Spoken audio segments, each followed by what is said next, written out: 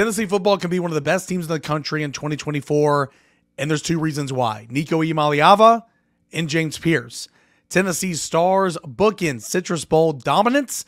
We'll recap it all here. Plus, Brew McCoy's back. All that on a Wednesday, Locked on Vols.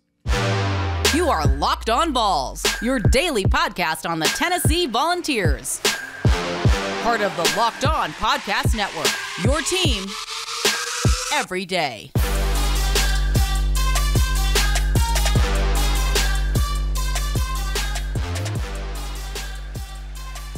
Hey, good Wednesday morning, everybody. Welcome to Locked on Vols. We're a part of the Locked on Podcast Network, where it is your team every single day.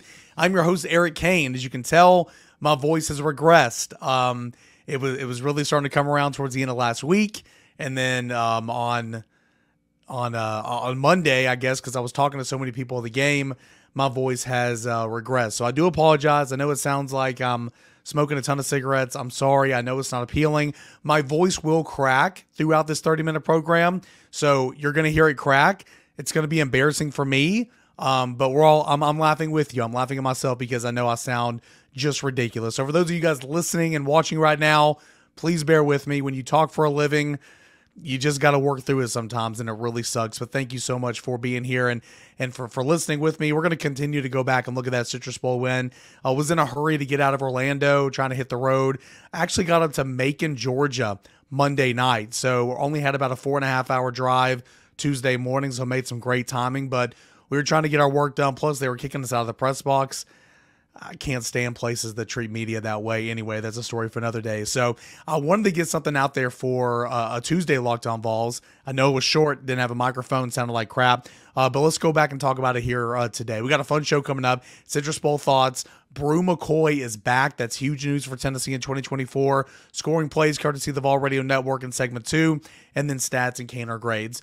The big three, obviously, Nico's performance, James Pearce, and really my third is just kind of, 3 years in, if you would have told me back in January of 2021 and February of 2021, when Tennessee just fired a coach for cause, fired 3 members of its staff, 30 players darting to the transfer portal, potential bowl games, potential vacated wins, fines, recruiting restrictions, all that just kind of looming above you for this program. If you would have told me in February of 2021 that Tennessee in this first 3 years under Josh Heupel would go 7-6, including bowl wins and losses here, 7-6, 11-2 with an Orange Bowl win, and 9-4 with a Citrus Bowl win, I would tell you you're crazy. Yes, 8-4 is a little bit disappointing coming off last year. I recognize that. 8-4 shouldn't be the standard, but by golly, I mean, hey, I'm from Jeff County. Let it slide. I mean, listen. You were not the death penalty. I don't want to be dramatic here, but I mean, things were bad. Things were really, really bad there before, when Heupel first got here. And to see where this program is and just to finish off year 3, which was a frustrating year in many, many ways, with just an absolute dominating butt whooping, it's pretty satisfying. It's pretty satisfying. So my third, my final, from the big 3, if you will, is Tennessee football is in good shape. Is there work to do? Is there areas where you've got to recruit better? Does the staff need to be better recruiters? 100%. There are members on the staff that have got to get in gear on the recruiting trail. No ifs, ands, buts about it. Does the staff need to commit to playing more young guys? I'll get into that here in a moment. My gosh, it just makes no sense to me. But overall, has the staff under the leadership of Josh Heupel done a good job? Heck yeah. It absolutely has. Nico was incredible there. See my voice cracked right there. Talked about it a little bit on yesterday's show. Didn't have to be amazing through the air. In fact, he was very pedestrian, is kind of what I've been calling it. All right. 12-19, 151 yards, 1 touchdown, no interceptions. Didn't turn the football over. I thought that he probably turned the football over in his first start against a defense like Iowa. He did not. He protected the football. He took what the defense gave him. And that's really, really good for a 5-star true freshman to come in his first start and just take what the defense gives you. And that's what Nico did, with Iowa on Monday.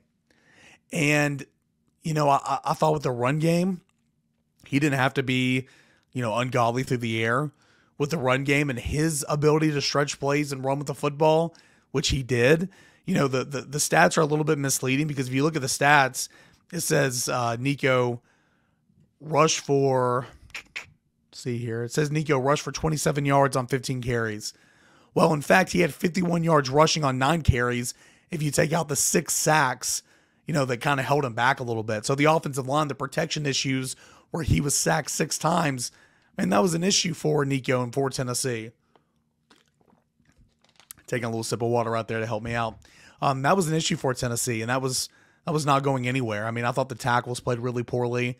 I thought at times the interior was kind of getting blown up a little bit, but Nico showing the pocket presence, showing the awareness to step up, to move, to elude. And there was a couple of times where he needed to throw the football away. There were a couple of times where he needed to get the football out of his hands. Sure, he was not perfect. He'll continue to work through that, and he'll continue to get better. But overall, I thought Nico was really impressive. 3 rushing touchdowns. That ties a Tennessee Bowl record with James Little Man Stewart, Joshua Dobbs, for 3 rushing touchdowns in a bowl game. He had 4 touchdowns overall, concluding with that 18-yard touchdown pass to McCallan Castles in the fourth quarter. I thought Nico was really impressive. And I'm so glad that we have 9 months to talk about, what we saw from Nico in the Citrus Bowl. I would warn you a little bit, because we spent all offseason talking about what we saw from Joe in the Orange Bowl. If you remember, there was a lot of people that didn't want to remember, but there was a lot of 3 and outs.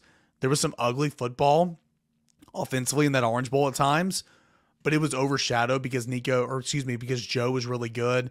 251 through the air, 3 touchdowns, had a 46-yard bomb to Marmel Keaton down the sideline and all that, and that was great. But we kind of overlooked some of those gross-looking 3 and outs and bad series and bad drives. Iowa's defense was much better than Clemson's. Clemson defense was okay that year. Iowa's defense was much better than Clemson, and Iowa's defense forced 7 punts.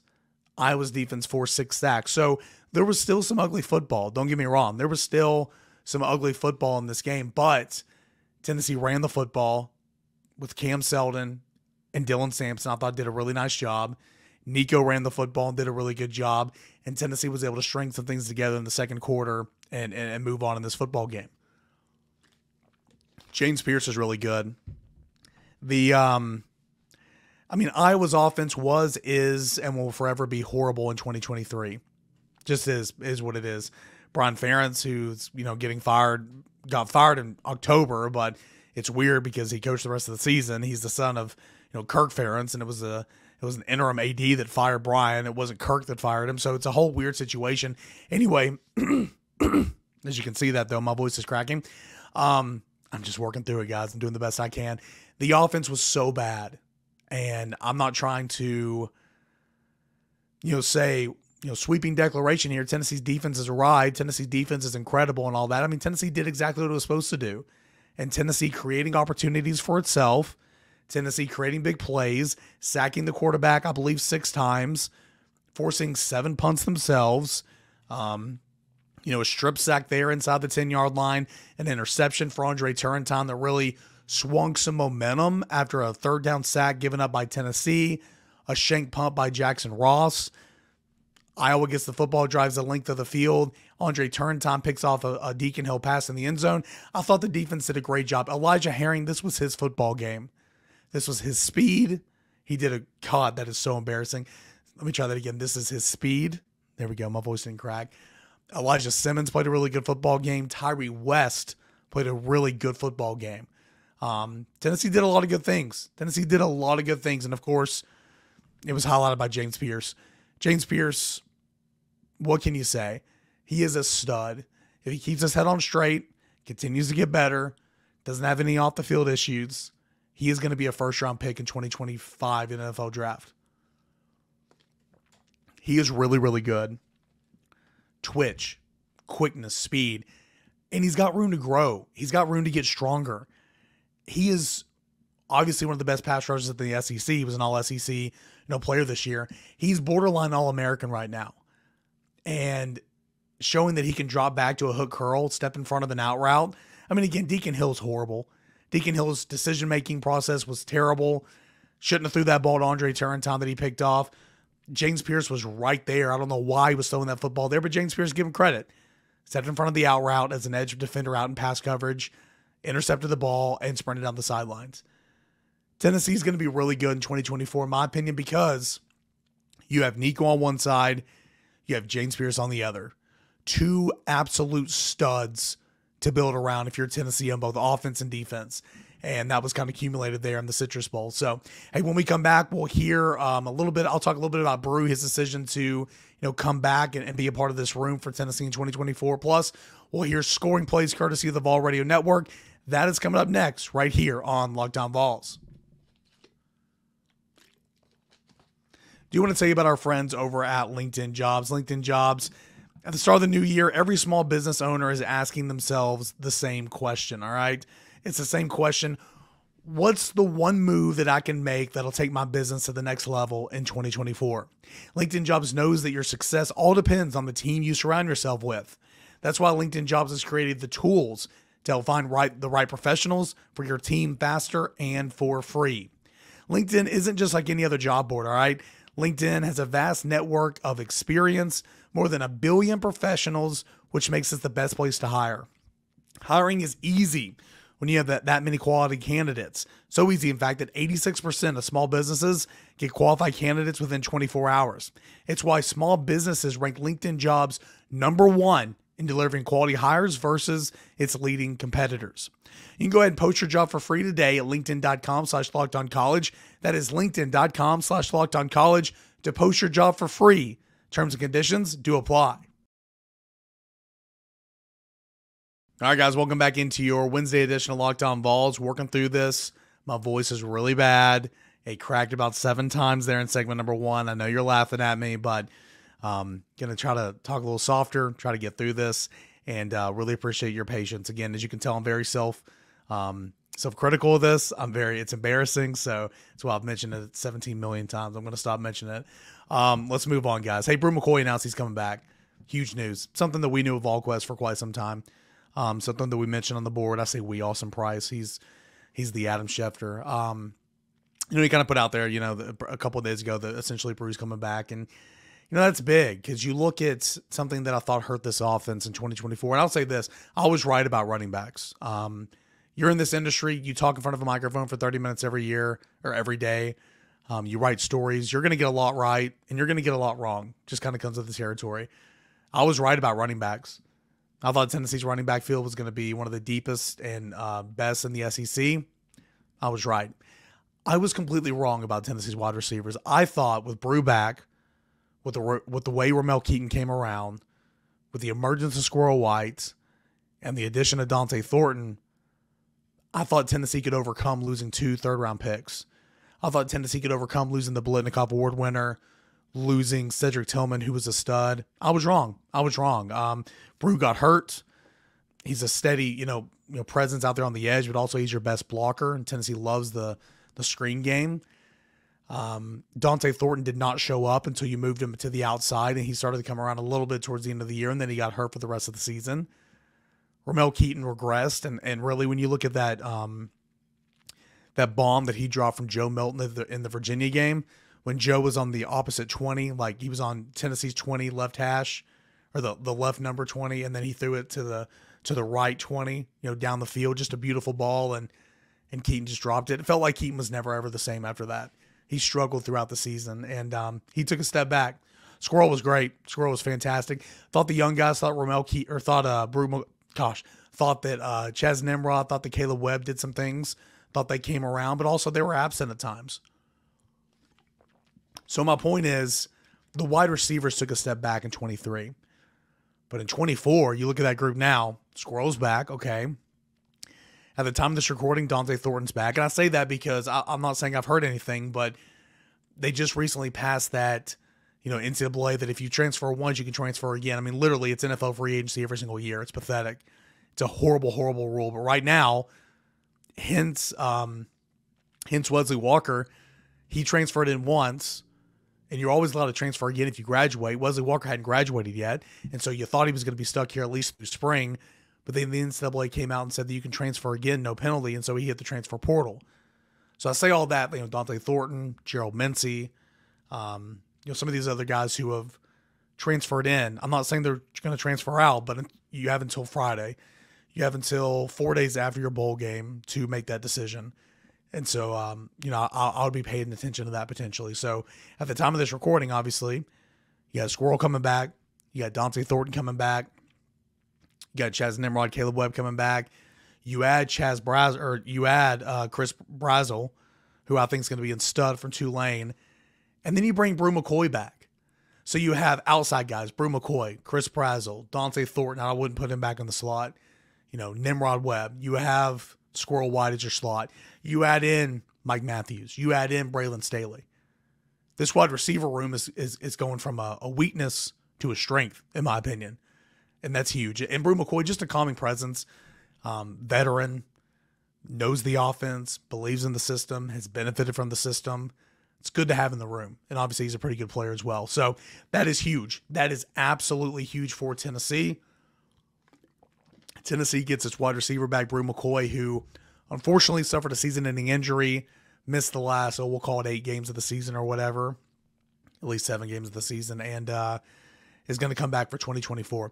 Also, Gabe Jeudy-Lally, no surprise, he came out and announced that he's going to, he had 1 year of eligibility left, the COVID year, but he's going to forego that and go to the NFL draft. He was already a 5th-year college player, and he wanted to take his chances with the NFL draft. We knew we didn't expect Gabe Jeudy-Lally to be a part of the team next year, but that kind of makes it official. Everybody has been clamoring and everybody has been complaining about the secondary for years. Well, every starter is gone. It's brand new. Kamal Haddon is gone. Gabe Jeudy-Lally is gone. Danico Slaughter is gone. I'm counting all 3 of those guys as starters because they pretty much were. Okay. Tank McCullough, gone. Wesley Walker, gone. Tamiri McDonald, gone. They're all gone. Tennessee is starting completely over in 2024 in the defensive secondary. It's exciting, right? It's exciting. Well, you asked for it. Here it is. I'm not saying that's a bad thing. I'm not saying that's a bad thing at all. John Slaughter needs to play. Andre Turntine needs to play. Ricky Gibson needs to play. But here it is. Jerome McCoy is going to be a big part of that room as well. Here it is. So I just kind of found that interesting. Hey, let's give a listen to the scoring plays from the Citrus Bowl. Tennessee dominates Iowa 35-0. As always, I have written and verbal permission to play these audio clips, courtesy of the Vol Radio Network and IMG. Here's what this sounded like from Bob Kessling and Pat Ryan. First, it was Nico Iamaleava in the second quarter, a 19-yard touchdown run to open up the scoring. Tennessee led 7-0. Second down and 11. Tennessee at the Iowa 19-yard line. Iamaleava, quarterback draw, gets to the 15, gets to the 10, to the 5, to the end zone. Touchdown, Nico Iamaleava, 19 yards on a quarterback draw. Showed good spurt of speed right up the middle, and Tennessee's on the board first with that quarterback run by Tennessee's quarterback. I love that play because it was a design quarterback run. They showed the willingness to. It's not just Nico making hay out there like, oh, pocket's collapsing, I'm going to evade pressure, I'm going to get out of here, I'm going to run. He needed to do that because the offensive line had a rough day, pass blocking at least. They had a good day run blocking, but it was Tennessee having the ability to call design quarterback runs to allow that running back to be the extra blocker out there, okay? And this was set up beautifully. Dylan Sampson missed some blocks in pass pro, but he had a nice block on this quarterback draw for 19 yards. Also, Dylan Sampson had runs of 19 and 15 yards on the 7-play, 73-yard touchdown scoring drive that took 2:13 off the clock. So I thought that was really, really good. All right, so that was the first score. On the next Tennessee possession of the second quarter, it was scoreless first quarter. Tennessee gets on the board midway through the second quarter. Next offensive possession, Tennessee gets on the board again. Worked once, we'll try it again. A design quarterback run for Nico Iamaleava, 3 yards out, and Tennessee took a 14-0 lead. Here's the snap. Number on the left side. Nico Iamaleava darts in for a Tennessee touchdown. His second rushing touchdown of this first half. That's from 3 yards out, and Tennessee leads Iowa 13-0. 11-play drive, 68 yards.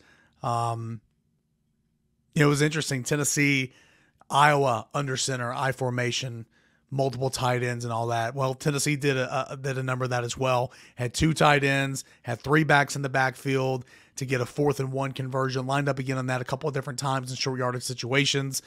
Cam Selden had that series. He had rushes for 8 yards and 13 yards on the drive as well. He was the lead blocker on the quarterback sweep, essentially what it was. To the short side of the field, Nico took the snap out of shotgun. Cam Selden was your lead blocker. Sweep around the left edge. Touchdown Tennessee. So that was great. Into the third quarter. Guys, I'm sorry, my voice is so bad. Into the third quarter we go. Just a couple minutes left in the third quarter, okay? And it was 3rd and 7 from the 4-yard line, Iowa's own 4-yard line. Deacon Hill drops back. Hello, James Pearce Jr. Strip sack. Beautiful play, okay? It's actually Joshua Josephs that from the other side that makes Deacon Hill step up. James Pearce from the top side of your screen comes down, tackles Deacon Hill, strips the football. Josephs jumps on it. Tennessee has it 1st and goal from like the 4.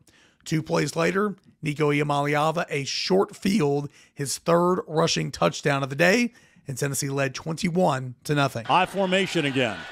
Sampson the tailback. Nico under center. Nico, play fake, rolls out to the left, looks for the end zone. Looks, now he's going to take off running. Close, dives. Touchdown, Tennessee.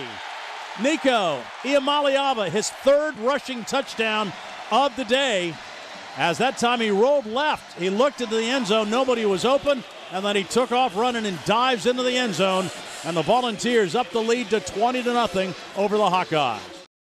Just a heady play. Just a heady play knowing like, hey, it's not there. Let me just go get it. Let me go get it.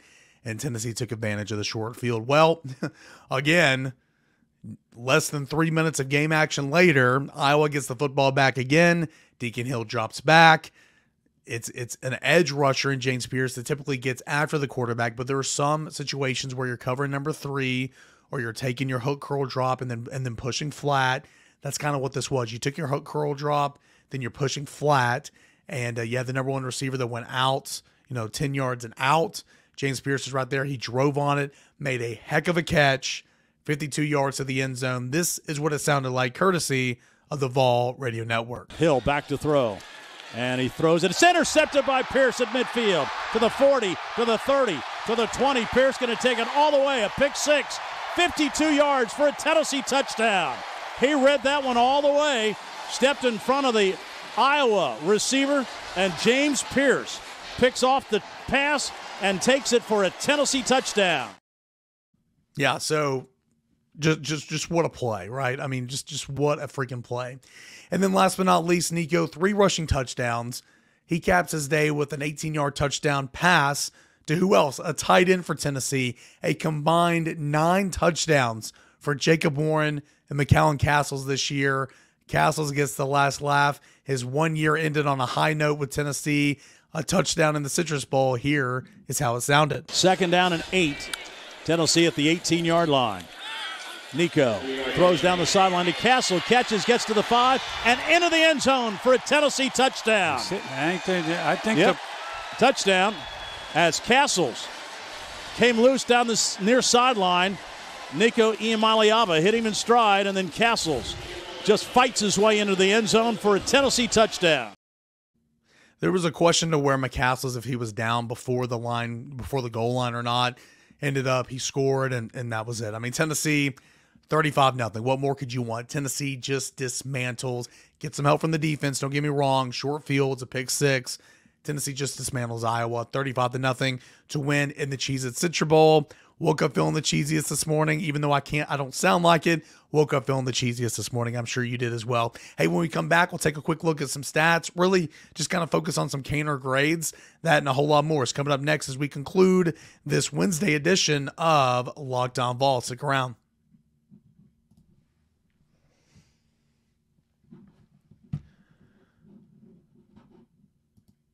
All right, guys, welcome back in here to your Wednesday edition of Locked On Vols. I'm your host, Eric Kane. Appreciate you for being here. We'll take a look at some stats that matter. We'll do some more pro football focused stuff on tomorrow's episode, but here's just some basic stats. Tennessee, 383 yards of total offense. That's more than 100 yards, more than what Iowa's given up on average. So that was impressive. Okay. Iowa, just 173 yards of total offense. And if not for that backup quarterback that came in and started running all over the place, he had 51 rushing yards in that one drive. I mean, Iowa, that offense would have been around 120 yards on the day, which is not good, but good for Tennessee's defense, obviously. Passing yards, Iowa had 60 passing yards. 60 passing yards with a very revamped looking defensive secondary back there. Again, worst passing offense in the country, but still 60 passing yards. Tennessee had 151 passing yards. Tennessee rushed for 232 yards, which is slightly over its season average. Tennessee's always been a really, really good running football team. Iowa had been, on average, giving up 102 yards rushing per game. Tennessee rushed for 232. Iowa rushed for 113.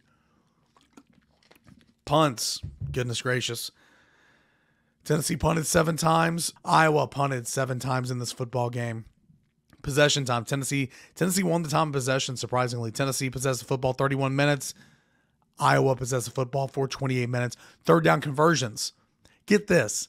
Tennessee dominated, but Tennessee also punted a ton. Okay? Why did Tennessee punt a ton? Well, it was 3 of 12 on third downs. Tennessee was 3 of 12 on third downs. However, Iowa was 2 of 15 on third downs. Tennessee was 2 of 2 on fourth downs. Iowa was 2 of 4. Some big things that matter. We'll go into some Canner grades here, and I'll throw out some stats. Nico Iamaleava, quarterback grade for me. He's going to get a B+. I mean, there's not much that I'm going to find that was wrong with his game. A couple of times that clock seemed to tick a little faster. A couple of times he needs to throw it away. A couple of times he needs to get rid of the football. He missed just a couple of throws. One was behind him, a drag across the middle of the field. But overall, I thought he was really solid. I thought he made good decisions. He didn't turn the football over. He went out there and made plays. He's a gamer, right? He went out there and made some plays and looked really good doing it. He rushed for 3 touchdowns. He threw for another. He had 4 total touchdowns. Nico gets a B+, man. I was really impressed with him. I was really, really impressed with him. I thought he did a great, great job. Let's go to running backs. Running backs in this football game.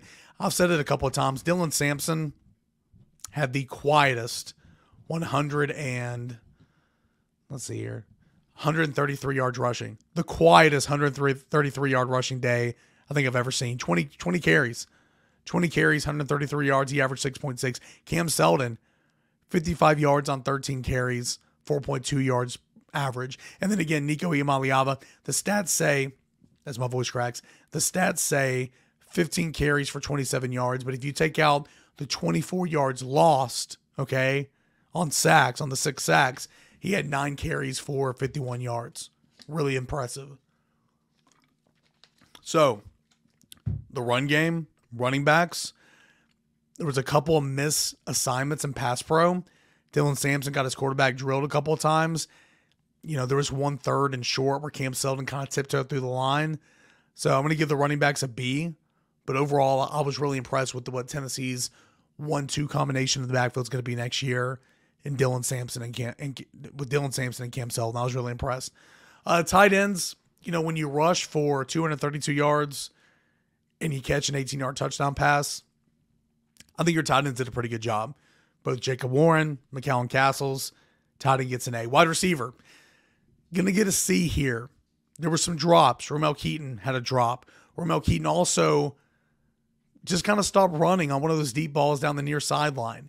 I mentioned there was a couple of drops for Nico, and if Romel Keaton would have continued to run and would have hauled in that pass right at the goal line, Nico's stat line through the air would look a whole lot different. Shoulda, coulda, woulda. I get it. But my point is there were some drops, and then that one pass play, Keaton just stopped running. I don't know what he was doing. But Keaton had a couple of drops. Overall, Sampson had a missed pass pro. He had a drop as well. I'll give the receivers a C in this football game. The aerial attack was not the story in this game, but I'll give the receivers a C. And then offensive line's a little confusing, okay, because you rush for 232 yards. It's really impressive, especially against this Iowa defense. It's really impressive. However, you gave up 6 sacks. Your tackles got their tails whipped all night long. There was some interior pressure. It is what it is, right? I mean, Mincy's giving it his all. He's playing on one leg. He's injured right now. Dane Davis just wasn't a good matchup. J.J. Crawford was in there trying to help out a little bit. Jackson Lampley, Ollie Lane, Cooper Mays. All those guys. It just was what it was. So, on one hand, you did really good, blocking for a really good running attack. On the other hand, you had no answer for third down. They were just getting after Nico. Tennessee was having to punt. So the offensive line's going to get a C-. I can't give a failing grade to an offensive line that blocks for 232 yards rushing. I can't do it. I also can't ignore 6 sacks. You know what I'm saying? So the offensive line is going to get a C-. I think that's fair. Defensive line, A. James Pearce was incredible. Tyree West was really, really good. Easily, Tyree West, his best day in a Tennessee uniform. Thought Elijah Simmons played really, really well. Thought Amari Thomas played really, really well. Thought Bryson Eason did some things. That Tennessee defensive line came to play. And oh yeah, all of those guys I mentioned, Tyree West, James Pearce, Amari Thomas, Bryson Eason, we believe Elijah Simmons, all those guys are coming back. All those guys are coming back. That's a good thing for Tennessee. Defensive line gets an A. Linebackers get an A. This was Elijah Herring's game. Huge sack on 3rd down on the first defensive possession of the football game. He was fantastic. Thought it was a rougher game for Jeremiah Thielander. Thought Aaron Beasley did okay. Tennessee played Jalen Smith, who came in, played 7 snaps, did a really good job. Tennessee's linebackers get an A. Now, wasn't a whole lot of playing in space. So playing in the box, big on big, tight ends, fullbacks, running backs, extra tackles. Tennessee won that battle. Tennessee did well in that regard. Linebackers get an A. Defensive backs get an A. Again, you allow 60 yards passing. Enough said. Andre Turrentine, what a play. What a play there. Special teams get a B-. There was, wind got a hold of one of the kickoffs, and it wasn't very good. There was a shank punt. Special teams get a B-. And then coaching. Overall, coaching did a good job, but I'm going to give coaching a B. You know why? I will continue to say you're up 28-0. You're up 35-0. Okay? You're up 21-0 in the second half. And let me read off some things to you here. Okay? Jalen McCullough, 57 snaps. Andre Turrentine, 57 snaps. Gabe Giulali, 52 snaps. They played pretty much the entire game. The entire game. Whereas Christian I'll save him. Jordan Matthews, 4 snaps. What are we doing here? Caleb Herring, 4 snaps. John Slaughter, 4 snaps. Christian Harrison, who I believe they are moving to safety in spring practice, okay, got 15 snaps at cornerback. What are we doing?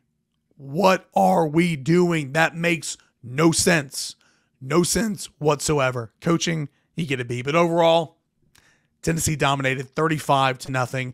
There's really not a lot of things to complain about. Tennessee whipped that tail and finishes the 2023 campaign with a 9-4 record. All right, I'm going to shut up.